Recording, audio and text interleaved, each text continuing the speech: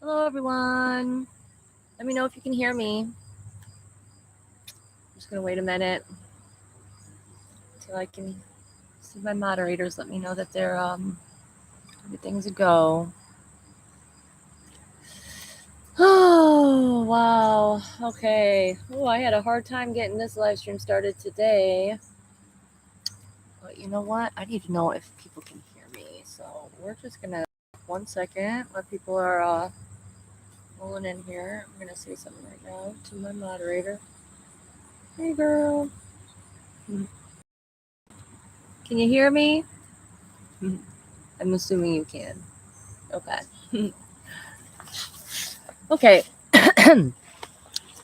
So, what am I back here for today? Well, for one, it's super hot. Okay, so you're probably going to be seeing me sweat a little bit out here today. I had a little bit of hard time getting everything set up. I accidentally had my first stream set to streaming services, and I didn't know how to edit it back to the webcam. So, the reason I'm back here today is because Spirit just keeps pushing me to come back here and share more of my story of, the whole reason why I call myself the Blue Fairy and how I've been able to make or bring about some of the magic and the miracles and the dreams coming true in my own life. And I want to share some of those with you guys so that way you guys can take the tools that I've used, okay, to try and manifest your own dreams coming true. Because really, and we're about to get into that in a second, the story of how they told me that I was the Blue Fairy.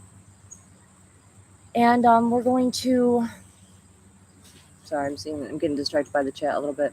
Yeah, and we're going to go into the meaning of the chariot, the chariot, the chariot, the chariot and tarot, because honestly, they've just been like constantly putting this into my mind lately, and they keep telling me to go back to this book that I have. And it just so happens that I had a couple other examples that were floating through my mind, and I could not remember where I read these examples at. And wouldn't you know, it just so happened to turn out to be in the book about the chariot. So I think that's going to be the right path for me to take today. I wasn't really sure about where to start. I honestly, just to let you all know, I mean, I definitely have been having my own struggles here lately. I really feel, I really want to help people. I really know what it feels like I've shared with you guys before. I know what it feels like to turn your feelings off, to turn your emotions off, to turn the heart off because of the pain and trauma that people go through. And I'm just not satisfied not letting people know how I did that, how I turned my heart back on, because there's got to, if this has got to be able to help at least one or two people at the very freaking least. I'm telling myself, like if someone's heart is turned off, I don't want them feeling, I know the suffering, I know the depth of the pain. I literally sat around someone this past weekend who was in that kind of suffering, and it was like the most paralyzing fear and pain that I had been in absolute years and years. And I'm just really struggling, honestly, with how to plant that seed into the hearts of people whose hearts have gone dark and have maybe solidified with trauma and stuff, the black heart.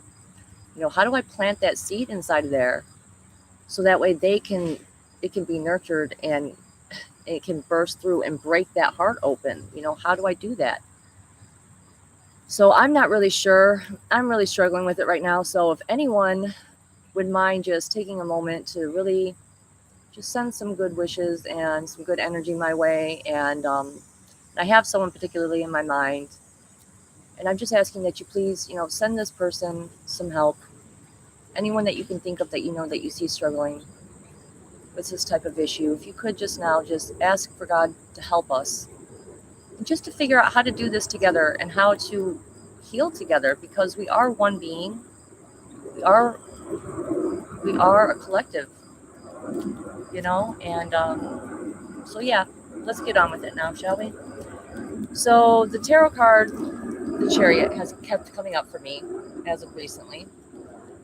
And the place that I learned my first deep dive into tarot was this book called The Wisdom of the Tarot by Elizabeth Heisch, which is the same woman who wrote the book Initiation that I was so fond of and mentioned in other live streams. And so, yeah, this is really just going to be a dive into looking at what this specific card means as far as the path it would symbolize a man being on, a man or woman being on the spiritual path towards self-realization, because that's what the tarot card is really talking about. The major arcana, the book that I'm going to be referring to, it goes mainly into the major arcana, the 21 major arcana cards, including the Fool card, which is 0. And the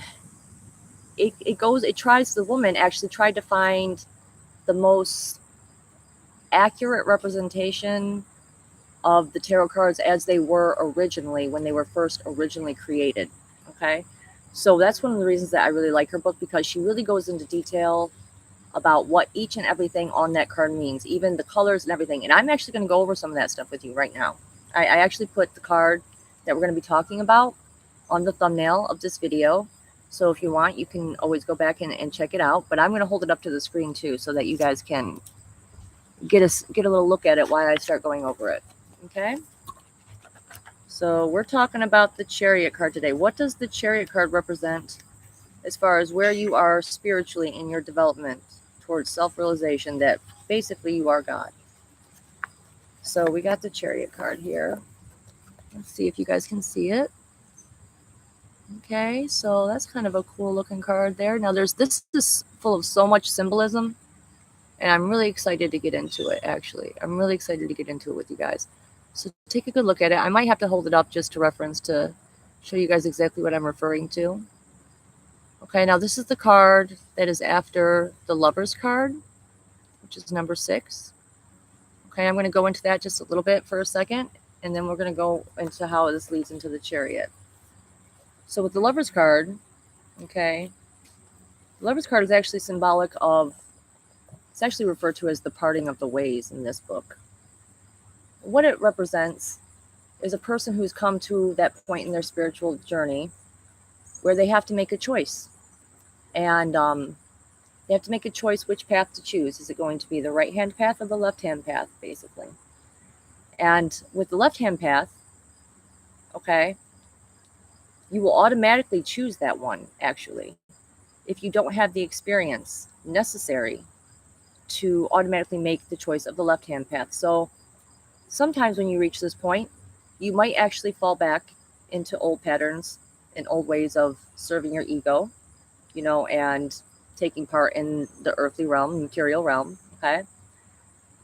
But there is a little catch. If you actually have that experience from a past lifetime, you can actually bring that with you at this point in the journey, okay?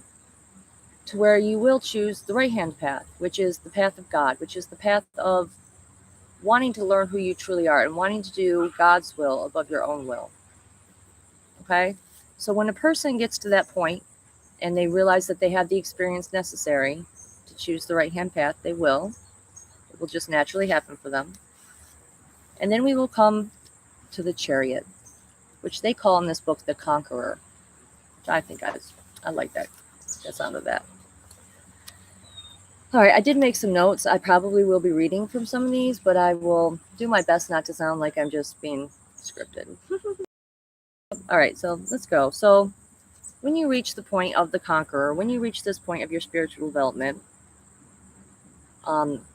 it symbolizes being self-assured and resolute in making progress towards that end goal.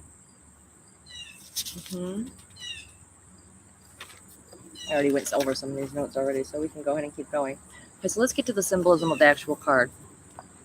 So on his head, you can see he's wearing a crown. These 3 stars, these represent the consciousness, because what do stars bring? They bring light, right? And light represents the consciousness. Okay, go ahead and take a look at his crown. I'm going to set this down again. Okay, so the consciousness of 3 stars represent past, present, and future, which only exist in the consciousness of a man. The Conqueror can now build his future from the treasures of his past. he's wearing actually a chain mail of red and blue, which red symbolizes the fire of spirit and blue symbolizes deep faith in God.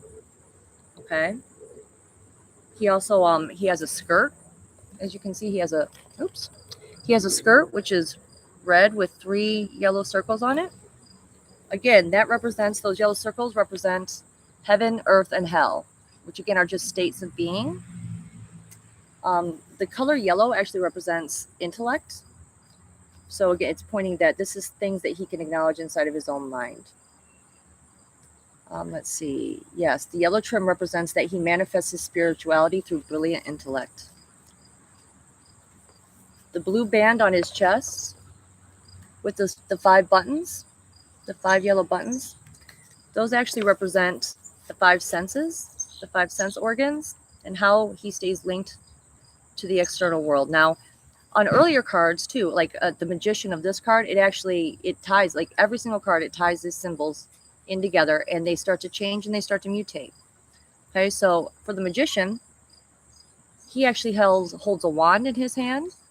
All right, well, by the time you reach the stage of the Conqueror, it turns into a scepter. As you can see. Hopefully you guys can see it. Turns into a scepter. Okay, this shows that he's the ruler of his world. At his shoulders, he has a sun and a moon. They sit right here on his little thing, just his chainmail. The sun and the moon show that he actually has access to both two great powers, both the positive and the negative, because a lot of the symbolism is just representing the positive and the negative poles of feminine and masculine, light, dark, that type of stuff. Okay, so at his shoulders, it's showing that he actually can use and work from both of these aspects. And then we have the cube, which represents matter and the physical vessel of his body. 4 corners of the chariot, the 4 corners of it, there's poles on each one, 4 of them, holding it up. Him sitting in the middle of this, the 4 poles representing the 4 elements, earth, air, fire, water. Okay, that shows that he is a master of these. All right, and he can pull from all these in order to create the things that he needs in this world. All right, let's keep going. Okay, so atop the 4 poles is a blue canopy. Again, deep faith in God. And on this canopy, there's actually 3 stars. Some of them are actually hidden. You can't really see all of them, but you have to make the assumption, since you can see 3 here, that they're on the back of them too. That actually represents the 12 zodiac signs. Okay. The center of the cube has a symbol on it. I'm going to show you this one. This is where it kind of gets kind of fun too. Okay, so this symbol right here, that actually represents the male and female sex organs resting inside of each other, representing that, both of those polarities exist inside a person, regardless if if their vessel is a man or a woman. The person in the chariot actually knows this about life. He knows that the sexes, actually, we are one inside. We are meant to be one. Then we have this little neat little representation of Logos right here on top of it, which is the eye of Horus with the falcon wings, representing that, let's see. Yeah, it represents that the 2 halves of the divine whole. Oh, sorry, wait, I went from the wrong part. Yes, Yep. It means that the spirit always stands above separation. It is unity. Okay, so we know that. All right, so then we got these little sphinxes. Like, what do these guys represent? They are actually one sphinx. You can't tell that at first until you really look. They're actually connected by a torso.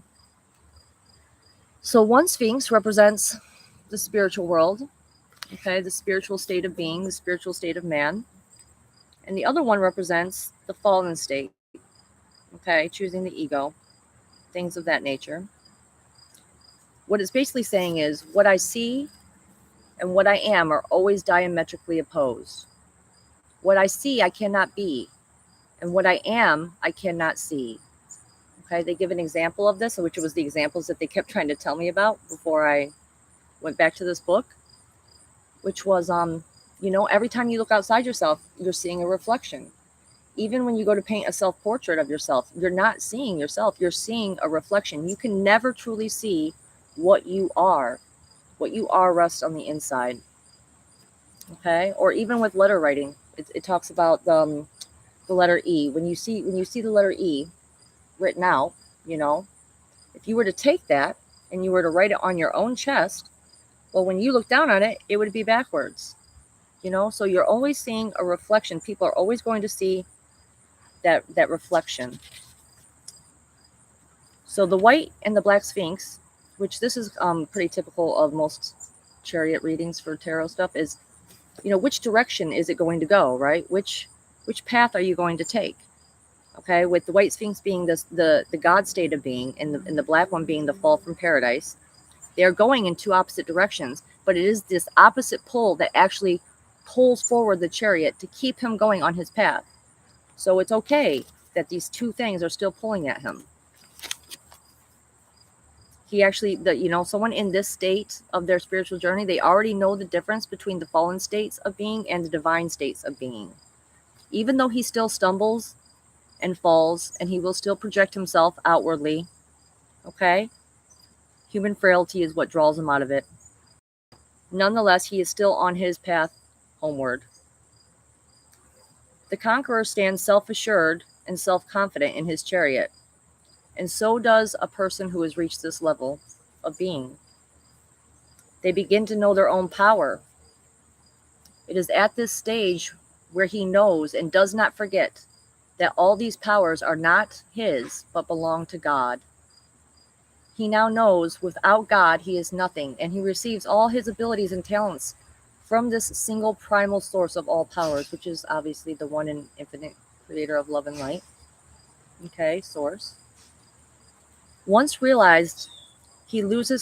realizes all things come from God, all God is what's working through him to make this good, he loses his previous arrogance and egocentric perspective, which could only grow from ignorance. See, because when you are ignorant, you just don't know any better. When you know better, you become modest, and this is God's doing. God's working through me. He knows he is only a person and merely a speaker of God.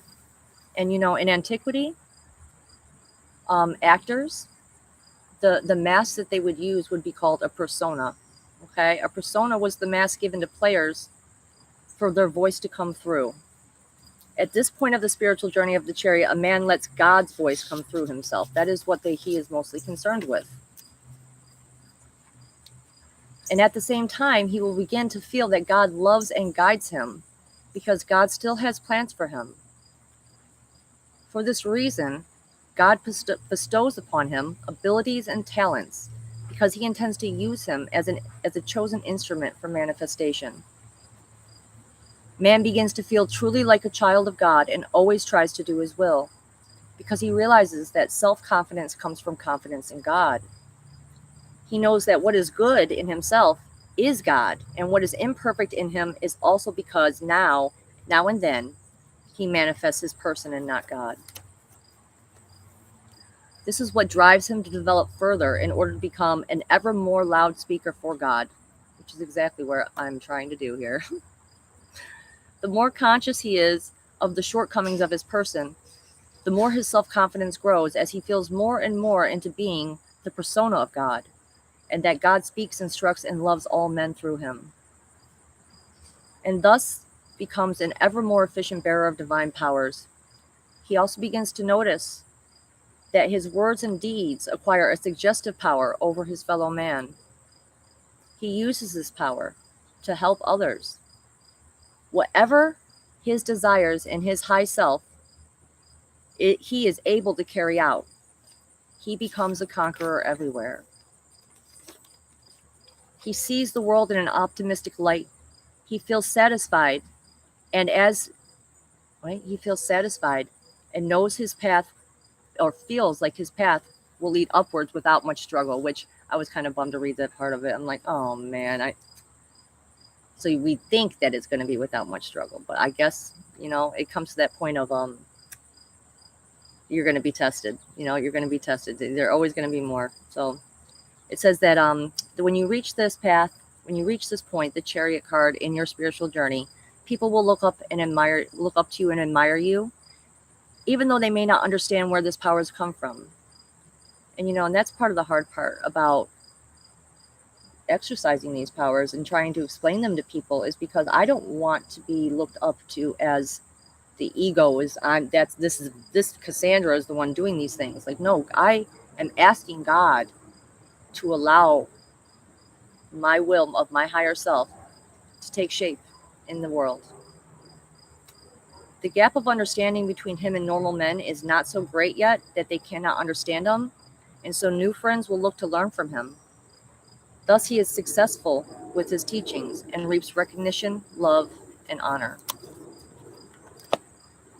Oh yeah, so that's the Chariot card. That's the Chariot card number 7 is the number of it.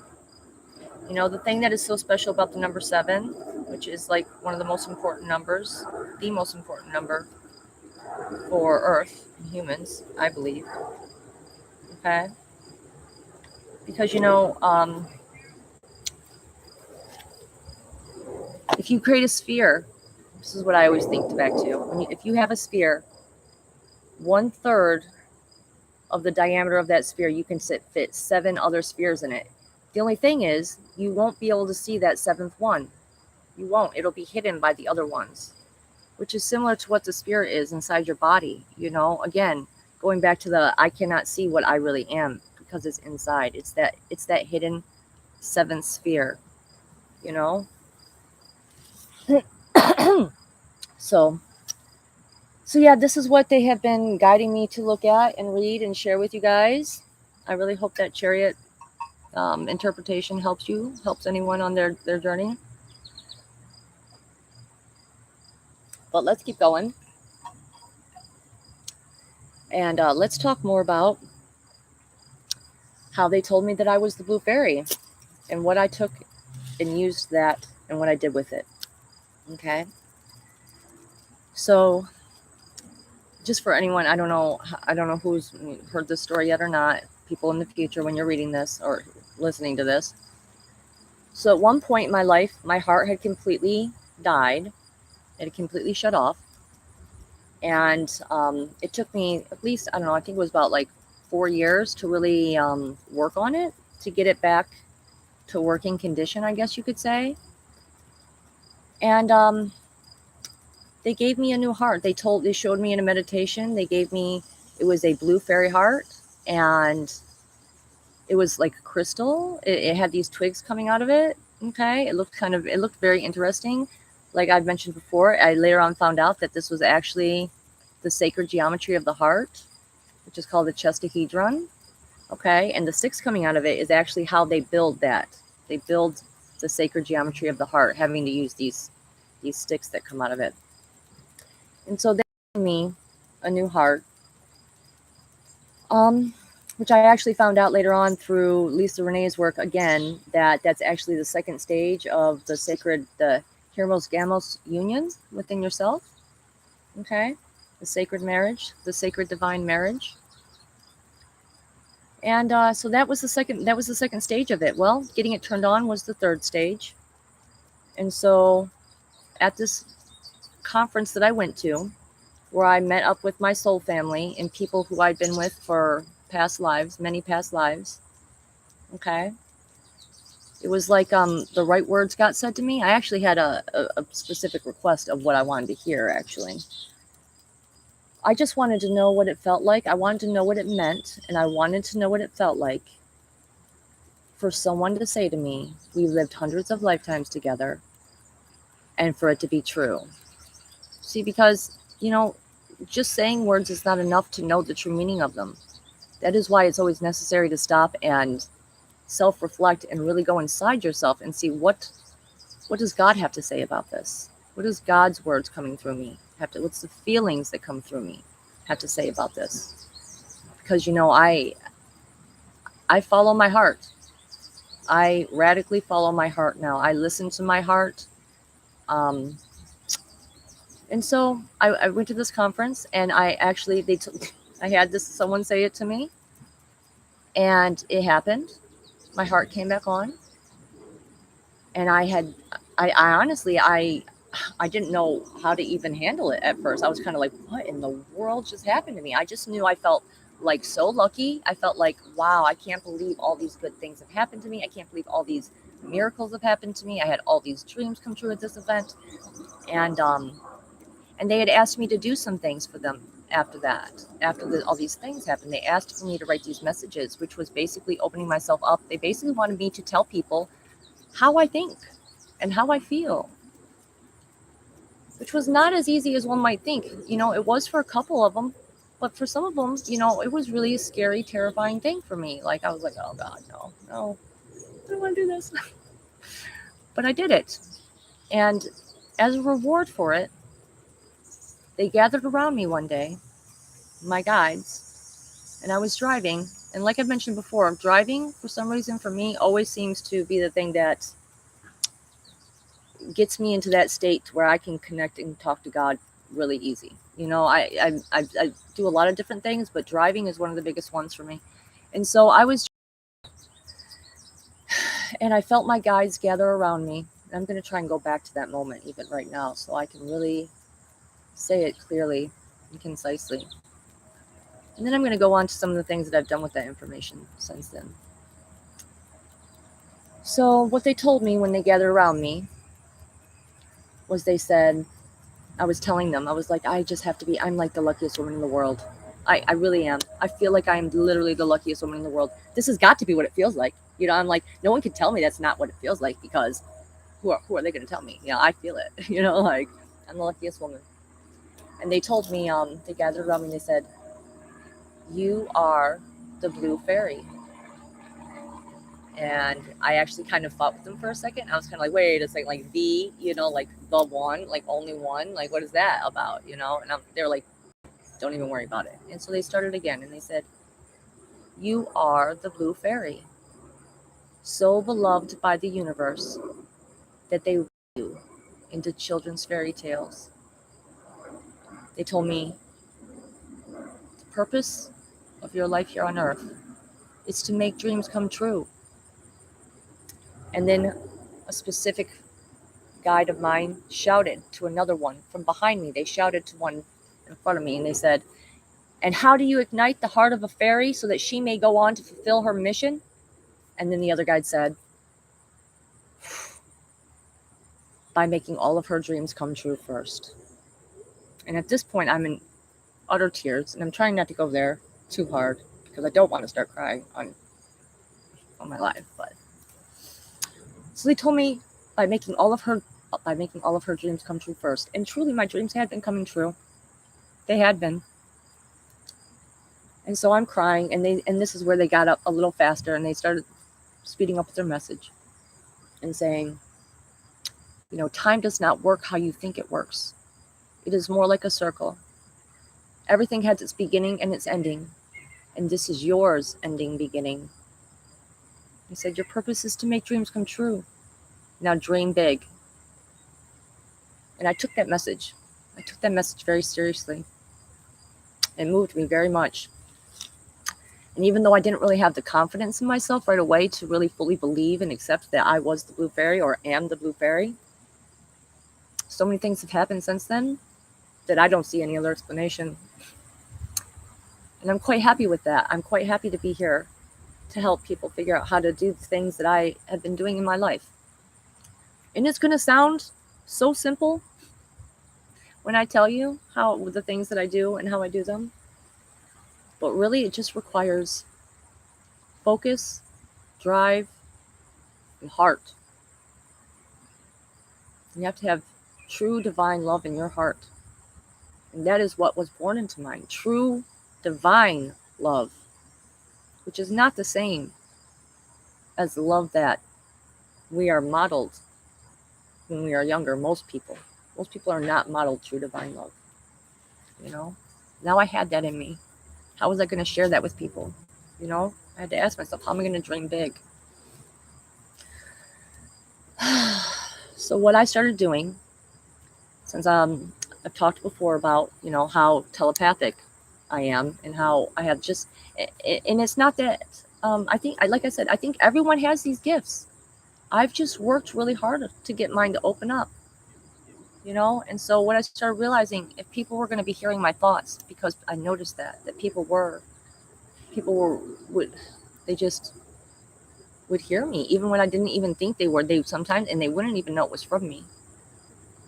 And so, unless I told them, And so, what I started doing was monitoring and making sure that the thoughts that I thought about people were good and positive thoughts. I thought, how would I thought about? How would I want to be looked at? And this reminds me of another time when I was doing the Course in Miracles. And I remember I had this epiphany once where it came through me. And God shared with me, and he just said, God's love is like the sun. And when you view through his eyes, everything you see will sparkle. It is only when you turn your back on him that you start to see the shadows. And so that's when I realized, I need to keep my eyes to God. I need to keep my eyes focused on doing God's will here and being a speaker for him, to tell you all that you are loved and that you have help. You're not alone. And so some of the things some of the tips and tricks, I guess I could say, that I could give some people, and some examples, okay, are just simply asking. It's just simply asking for what you truly want. It can be personal at first. It's okay to ask for little tiny things for yourself, you have to, in order to build belief in yourself and that God is with you, I don't really want to get into the law of assumption, but I know quite a few people who are close to me that have brought this law of assumption to my attention, which basically is saying that all timelines, all possibilities exist right now. And so therefore, all you have to do with your conscious awareness, because it's all about your own experience. That's what life is really about. It's all about your own personal experience. That's really it. How much love you can bring into yourself and into the planet, because that's what this physical vessel is, represented by the cube. That's what it is. They want us to bring light, which is love, into this physical vessel so that we can enlighten the world of matter, right? So how do I even share with this? Okay. So I started asking for things. I just started asking for little things. I want to see this person. I haven't seen them in a while. Could you just bring them to me? I just really think that would make me feel really happy, God, if you could do this for me. And suddenly it would happen within like 24 hours of me asking this. Now, how I started doing this was by writing what I called manifestation pages. Okay, this is my first tool. This is my first manifestation tool that I'm about to list for you guys to make your dreams come true. Okay. So what I did was I started writing down what I would like to see out in the world for myself. And then I rolled that little piece of paper up and I burn it. And I would send it on its way. And I started noticing that within 24 hours, these things were coming out. They were coming about. They were happening. If it wasn't within 24 hours, they would still come. I kind of gave a similar example in another live stream of mine about the silver crosses that I managed to manifest through request. Okay, so I started writing these things, and so I thought to myself, I just started thinking, well, if I can make these things happen for my own self, my own life, well, what's to stop me from manifesting things for the whole world? Like, what's to stop me from asking for peace and happiness and love and all those good things for everyone in it, for everyone in the world, all of Earth, all of her creatures?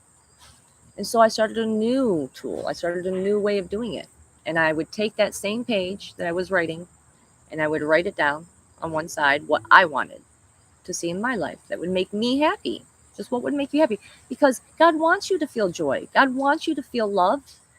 People being afraid that they can't ask for things, please don't be afraid to ask God for things. You deserve to feel that, especially if what you're intending on doing with that is to just feel appreciative and gratitude for God, because that is definitely the point, is to feel the gratitude for it. So on one side of the page, I would write what I wanted, and then on the other side of the page, I started writing what I wanted for the entire world. Okay, and I know with all my heart and soul that it was me doing those things that got me here today. I know it. I know that is what got me lined up with the soul group that I'm a part of now. And I'm just so grateful for that. And so I'm just offering you guys the opportunity. Take some time to think about what you really want, what would really make you feel happy and peaceful inside. And if you don't know what those things are, ask for God to help you, show you those things that would make you feel that way. Oh, Lord, let's see, what else? Is there anything else?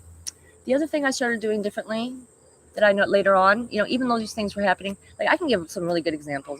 I really should. I should just give you guys a specific example of some crazy things that I have manifested. Okay, this one happened. Okay, so this one is going to be kind of embarrassing, but it's one of my best ones because it was one of the first ones that showed me asking for things really can create change if you really do it with intent and just, I don't even know what the word is, willpower, your own personal willpower. So when I was about 15, this is the first time I noticed that, okay, maybe there's something to this. I was 15, and as a young girl, I had just had my first boyfriend. I just got my first boyfriend, even though things were not going that great. Okay, and I'd only seen him a couple times in like 4 months, and even though I was like head over heels in love with him like right away, but for him it was a much slower process, and he actually at one point told me one evening that he planned on moving to Cleveland for the summer, that his parents were going to move him to Cleveland, and so therefore he wouldn't be seeing me the rest of the summer. And I got off the phone with him, and I was so upset. And I went outside, and I still remember it was like 3 a.m. It was like 2, 3 a.m. And I just said to God, I said, oh my God. I said, this is what I want. I said, if this man has any love for me whatsoever inside him, I want you to increase that love tenfold. Then I want you to have him come over to me tomorrow and have him confess this love to me. I said, and then I want you to make sure that we see each other every single day that we possibly can after that. And the last one was, and if he ever lies to me, I want to find out. So I said these things, not thinking anything of it, thinking, oh, like, no, please don't move, And the next day, now this is someone, me and him, we did not see each other until evening hours ever. We went on dates to the movies and stuff like that. Well, this was just so happens that the next day he called me up at 9 a.m, said he wanted to come over and see me. So I'm like, whoa, okay, what's going on? Honestly, I thought, oh my God, he's about to break up with me and move, And he comes over, and he sits down with me, and he says, I'm in love with you. I love you. I don't know what I was thinking that I could go to Cleveland for the summer. I don't want to do that. I want to be here with you. And wouldn't you know that every single day up until the day that his parents did force him to move down to Ohio a year and some months later, he saw me every single day that he could. I remember there was one day he couldn't see me, and it was because I was grounded, and I threw like the biggest temper tantrum about it that my mom actually finally let me go after I threw this temper tantrum. And so I did. I got to see him, and then sadly, honestly, towards the end, I did learn about all the lies. It did happen. So sometimes you got to be careful with what you ask for. I always am very careful with what I ask for. I try to use the right wording. I try to get into the right heart space, just because I know how powerful the heart really is, because I think that was what originally was the driving force, the creation force behind that was just my pure divine heart, and the levels which the innocence of it, and that's why when eventually it did die, my life was just so full of sadness and nothing, because I did not have that spark inside me anymore. But now that it's here again, let me tell you, I have been able to do very much similar thing many times over. To the point where now I make these things called, and I'm not going to take up too much more of your guys' time, just because I don't usually like to go on too long. Like I'm getting to like the 40-minute mark here. So the other thing I like to do is create these things called creation spreads, where I take little trinkets of things that I love. Usually it's going to be for an event, or I did it for the home that I was trying to manifest. Okay. But usually it's for events and places that I'm going to go to. And this is what I help do for people. I just think about all the people that I know personally that are going to be at the event. And I think about the things that I would like to see happen with those people. And the good things that I would want them to experience. I want them to feel wanted. I want them to feel loved. I want them to feel joy. I want them to feel needed. I want them to feel valued, and all the good things, all the virtues, that a person can feel. And the little tiny things and the little examples that I think about for these events, they happen. I literally sit back and I just watch them unfold. And I am gonna get a list of examples together to go over on another live stream, so that you guys can see more step by step what it is I'm doing. That's how it's making these things happen. Because there was actually it's so funny that it's been a year ago today, because a year ago today, I was at the one and only event that I could not make a creation spread for, and I could not put anything into for some reason, and it was a nightmare. And it was down in Georgia a year ago, and Spirit actually told me from the beginning that it was a trap. I just didn't want to believe them. They told me from the beginning, like with the heart songs they gave me for the event, and I was like, oh God, what am I getting myself into? So anyway, last little bit before I go. And thank you all for participating in the chat. I see you all there. I see, hi Barry, hi Liz. Let's see who else. Hi Chris. Who else is in here? I'm pretty sure Alexander's in here. Yep. All right. Hi everyone. One last little thing, couple little things before I go, and I will come back to make more. Like I said, I'm not going to stop. I'm going to keep doing this, as hard as it is to get myself ready to do this.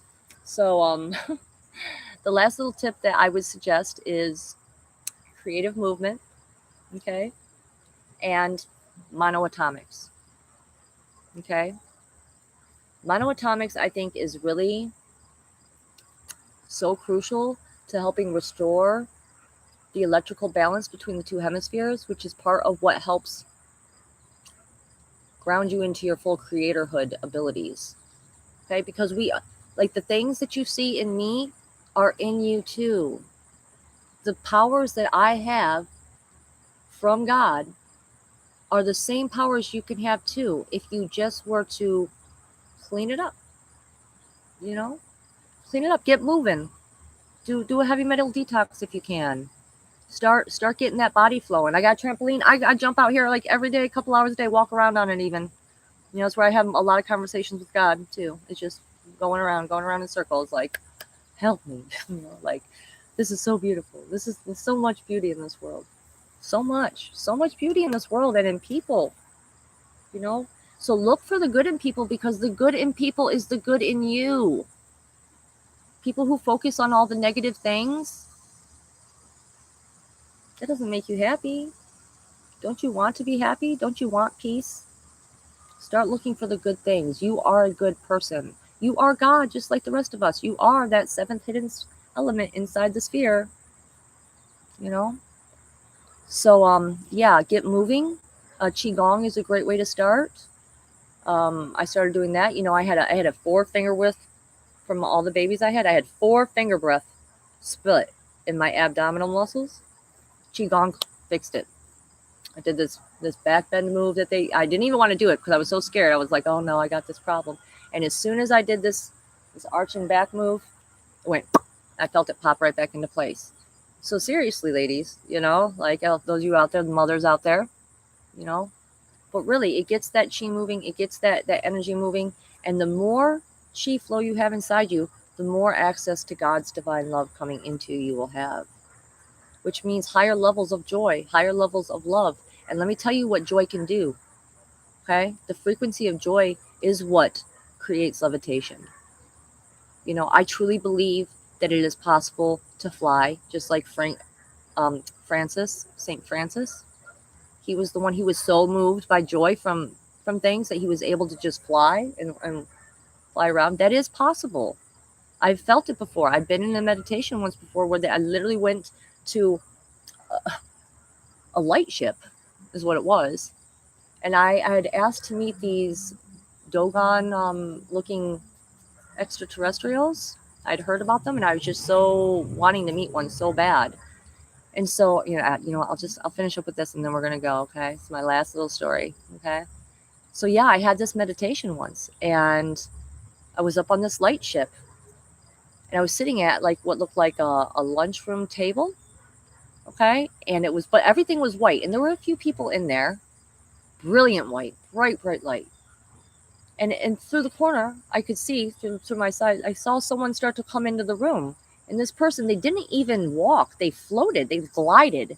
And this character, I could see him. He had light skin and freckles and curly red hair, and he was wearing this tight blue jumpsuit. And he came right up to me, and he got right in my face, and he smiled real big.